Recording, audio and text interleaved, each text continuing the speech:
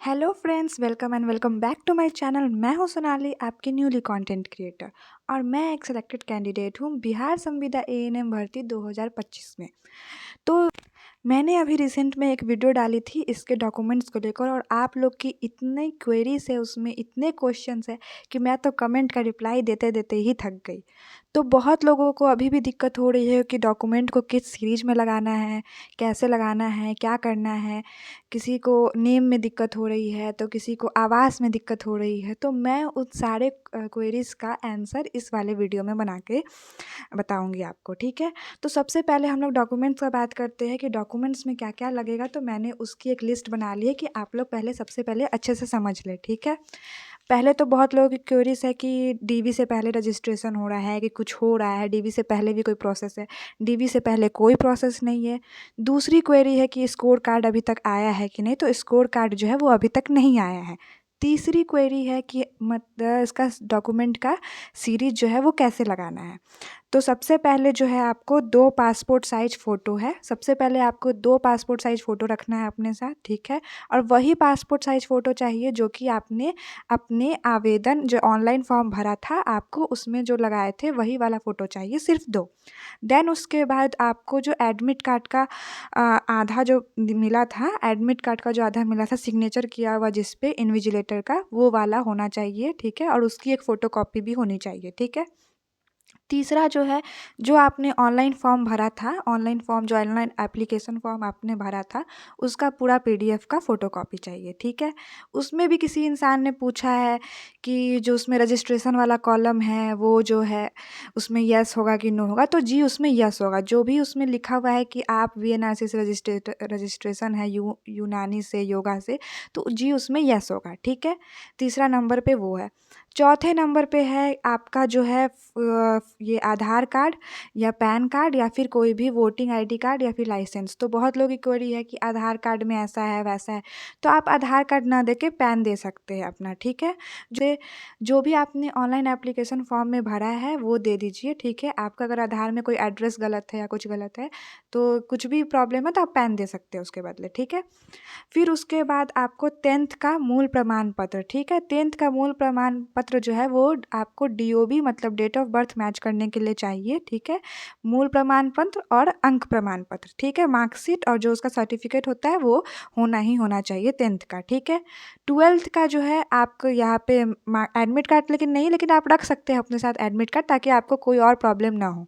क्योंकि वहाँ पे अगर खोजा गया तो कोई दिक्कत हो जाए, उससे अच्छा कि आप रख लीजिए कम से कम, एटलीस्ट सारे डॉक्यूमेंट्स का एक पीडीएफ या फिर कुछ भी फ़ोटो वगैरह फ़ोन में ज़रूर रखिए, ठीक है। देन उसके बाद 10th का मूल प्रमाण पत्र और मार्कशीट हो गया है, ठीक है। उसके बाद जो है शैक्षणिक योग्यता आपका जितना तक है, जैसे एएनएम जो है वो 12th बेसिस पे होता है, तो आप 12th तक का जो है आपका मार्कशीट और उसका जो सर्टिफिकेट है, प्रोविज़नल सर्टिफिकेट भी अगर किसी के पास है अपना, वो ओरिजिनल सर्टिफिकेट नहीं निकाला है उन्होंने, तो आप वो भी प्रोविज़नल सर्टिफिकेट से भी काम हो जाएगा, ठीक है। ये भी क्वेश्चन था, कमेंट में पूछा था लोगों ने, तो मैंने इस पे बताया, ठीक है। देन उसके बाद बीएनआरसी से रजिस्ट्रेशन, इसमें भी एक क्वेश्चन था कि बहुत लोगों को पता ही नहीं है कि बीएनआरसी से रजिस्ट्रेशन जो सर्टिफिकेट है वो क्या है। तो जब आपका एएनएम कंप्लीट हो जाता है, जब आप मार्कशीट लेने जाते हैं, तो आपको 2 सर्टिफिकेट मिलता है ग्रीन कलर का, ठीक है। रुकिए मैं दिखाती हूँ। देखिए गाइज़, ऐसा सर्टिफिकेट मिलता है आपको, प्राइवेट वालों के लिए अलग हो सकता है लेकिन सरकारी वालों को ऐसा ही मिलता है, ठीक है। और ये आपको मार्कशीट के साथ ही मिलता है। तो एक ये हो गया, बीएनआरसी का रजिस्ट्रेशन रखना है। इसमें भी बहुत लोग पूछ रहे हैं कि जो अदर स्टेट से है तो उनका हो रहा है कि नहीं हो रहा है। तो इसमें भी है कि अगर आप फॉर्म भरते टाइम अपना मतलब दिए हैं हाफ़ी-डिफ़िट वगैरह जो भी लगाए हैं फॉर्म भरते टाइम, तो आप एक हाफ़ी-डिफ़िट या फिर 100 रुपए का स्टैम्प पेपर जो है उसमें लगा सकते हैं कि जब मेरा रजिस्टर हो जाएगा बीएनआरसी से तो मैं यहाँ अप्लाई कर दूँगी, ठीक है। लेकिन बहुत लोगों ने कमेंट भी किया इस चीज़ पे कि वो लोग गए थे और उनका नहीं हुआ। तो ये एक बात मैं आप लोग को बता रही हूँ, लेकिन अपने तसल्ली के लिए अपने अपने लिए आप एक बार डीवी में ज़रूर जाइएगा, ठीक है। जो भी लोग बाहर यूपी से या झारखंड से जिनका भी रजिस्ट्रेशन है उनको जाना चाहिए एक बार अपने लिए, ठीक है। देन उसके बाद जाति प्रमाण पत्र और निवास, ठीक है। तो जाति प्रमाण पत्र के लिए भी क्वेश्चन है कि जाति प्रमाण पत्र मेरा 2021 का है, 2022 का है। तो जाति प्रमाण पत्र जो है वो एक ही बार बनता है, ठीक है। और जो निवास है वो निवास भी हर साल बनता है, ठीक है। हर साल मतलब उसको रिन्यू कराना होता है, लेकिन अगर किसी का नहीं है तो हो सके उतना दिक्कत नहीं है, लेकिन ये तो अब उन पे डिपेंड करता है कि अगर वो मतलब मांग ले चाहे कुछ भी। तो अगर आपके पास टाइम है तो आप एक नया बनवा लीजिए, नहीं है तो आप वो चीज़ दे सकते हैं, और जिनका वैलिड है उनके लिए तो अच्छा ही है, ठीक है। देन अगर कोई ईडब्ल्यूएस से है तो उनका ईडब्ल्यूएस होना चाहिए, ठीक है, 1 साल तक का वैलिड होना चाहिए। अगर फॉर्म भरते टाइम 2025 का था और डेट ख़त्म हो गया है तो आप एक दोबारा 2026 का बनवा लीजिए, ठीक है। ईडब्ल्यूएस के लिए मैम पूछती है कभी कभी कि ये ओरिजिनल कहाँ है, जैसे तो आप बोल सकते हैं कि ओरिजिनल नहीं होता है, इसमें जो ऑनलाइन आवेदन देते हैं तो ऑनलाइन का जैसा फॉर्मेट होता है वही है, ठीक है, जिन लोगों को अगर नहीं पता है तो। देन उसके बाद कोविड-19 जो है, कोविड-19 का एक्सपीरियंस तो हमको नहीं लगता कि सबके पास अभी तक होगा, जिनका भी होगा वो उनका परमानेंट में हो चुका होगा अभी तक। लेकिन अगर किसी के पास है 1 साल तक का तो वो वैलिड होता है, उससे कम वैलिड नहीं है। तो जिनके पास है एक्सपीरियंस वो लगा सकते हैं। सिर्फ सरकारी और कैंप जो कोविड के समय जो सरकारी या कैंप वाला होगा था वही मान्य होगा, प्राइवेट वाला एक्सपीरियंस मान्य नहीं होगा, ठीक है। फिर उसके बाद अदर कोई कार्ड है, अदर कोई आपके पास कोई अभिलेख है तो आप वो लगा सकते हैं, लेकिन सिर्फ जाति और वहाँ तक ही लगाइए तो ज़्यादा बेटर रहेगा, ठीक है।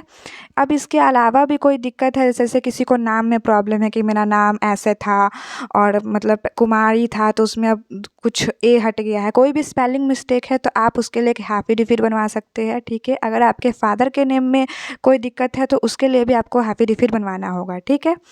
अगर फिर किसी को लेट के लिए भी प्रॉब्लम है कि मेरे 10th से पहले लेट था, फादर के नेम में लेट नहीं था और अब लेट हो चुका है तो लेट लग चुका है, तो उससे कोई दिक्कत नहीं होती है, ठीक है।